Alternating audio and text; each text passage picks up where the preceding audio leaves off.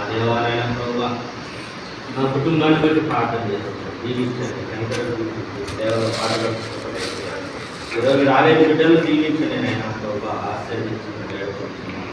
మా తండ్రి మా ప్రభావ ఇది హానుకున్నైనా నీ సేవను వాడబడుతుంటే అది చేతిని దీవించిన కుటుంబాన్ని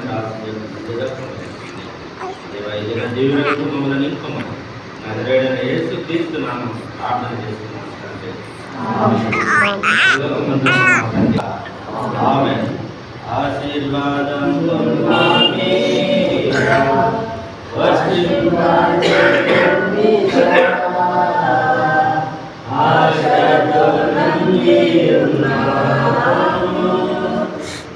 సత్య